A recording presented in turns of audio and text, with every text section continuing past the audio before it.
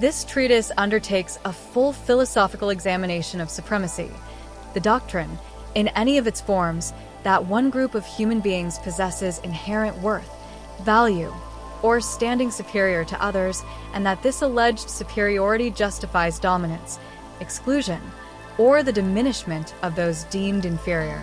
The forms supremacy takes are many: racial, ethnic, national, religious, cultural, ideological, and gender-based. Despite their surface differences, all share a single foundational architecture. This argument targets that architecture at its foundations. The inquiry proceeds across 7 interconnected lines of attack. First, we examine the logical structure of supremacist claims and demonstrate their incoherence as arguments. Second, we trace their ethical failures through both deontological and consequentialist frameworks. Third, we assess them against the verdict of empirical science. Fourth, we subject them to the scrutiny of political philosophy and the philosophy of rights. Fifth, we work through the existential and phenomenological tradition to show that supremacy represents a fundamental misunderstanding of what it means to be human. Sixth, we systematically defeat every major challenge and objection that supremacist or hierarchical thinking has historically mounted. Seventh, we establish the positive alternative, the philosophical case for universal human dignity. A note on method.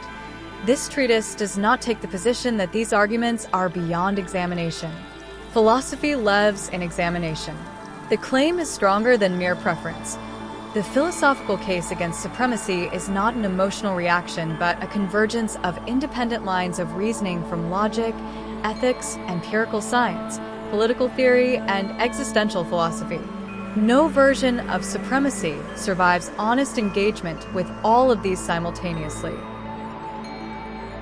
Every supremacist claim, stripped to its formal structure, makes the following moves. It identifies a trait that some group possesses and another lacks or possesses to a lesser degree. It asserts that this trait is morally relevant, that it is a legitimate criterion of human worth or standing, and it concludes that the first group therefore deserves more power, more resources, more deference, more protection of life. The argument appears simple, but this simplicity conceals a cascade of failures. Each step in the chain requires independent justification, and each collapses under scrutiny. The first and most fundamental failure is the problem of arbitrary criterion selection. Why should the chosen trait, rather than some other trait, be the measure of human worth? This question almost never receives a serious answer. Instead, supremacist frameworks invariably commit one of several distinct errors. The first is circular reasoning. The trait is said to matter because people who possess it say it matters, or because the tradition they stand in has always said it matters. This is not an argument. It is a restatement of preference. The claim that European ancestry confers superiority, for example, requires justification that does not itself presuppose the superiority of European perspectives. No such justification has ever been produced.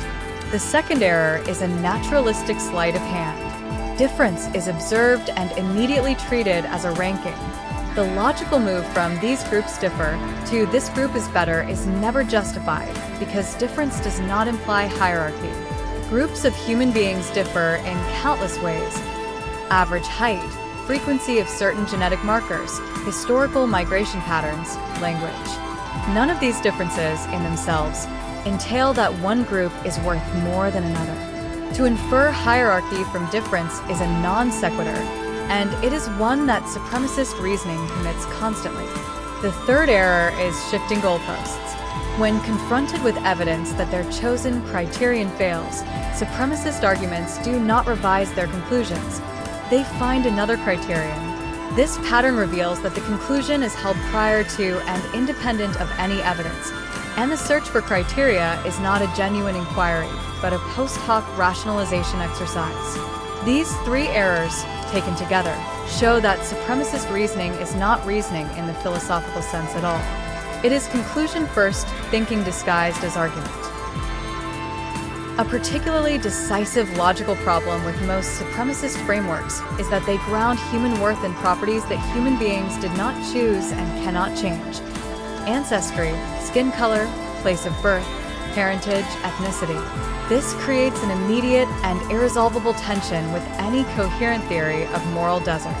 Desert, the idea that one merits or earns a particular treatment, is conceptually tied to agency and choice. We say a person deserves praise for an act of courage because the act was chosen under conditions where cowardice was possible. We say a person deserves punishment for a crime because the crime involved a choice that could have gone otherwise. A person does not deserve blame for being born left-handed, or for having a particular blood type, or for being born in a particular country. These things simply happen. Moral evaluation of the unchosen is philosophically incoherent. Supremacy, when it assigns privilege or diminishment on the basis of traits no one chose, is therefore not a moral theory at all. It is a system for rewarding and punishing accidents of birth.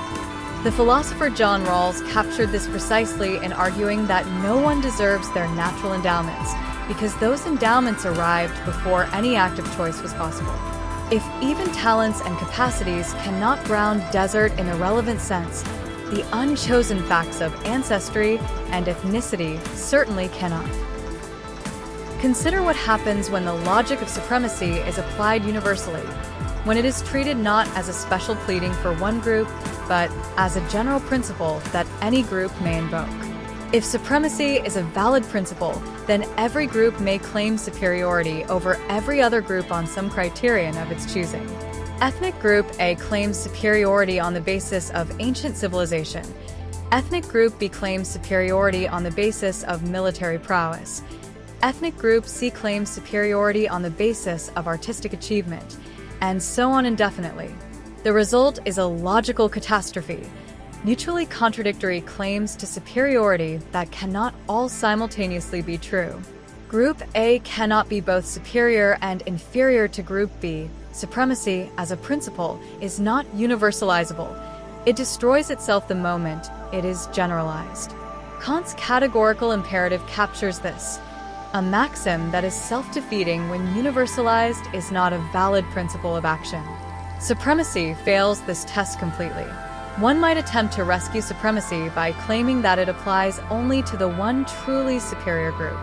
But this move simply restates the problem. How do we identify which group that is? Every supremacist movement in history has believed, with perfect sincerity, that its group was the truly superior one. There is no neutral procedure by which the claim is adjudicated. The pretense of such a procedure is invariably rigged in favor of those making the claim.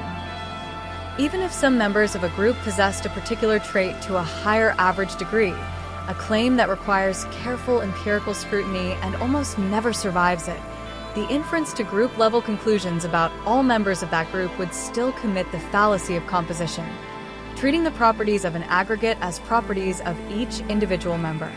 Human variation within any group is vast.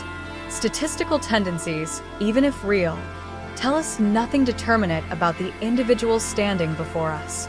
To treat any person on the basis of their group membership rather than their actual characteristics is to mistake a statistical abstraction for a human being. This is not merely a philosophical observation. It is a description of an epistemic failure with profound moral consequences.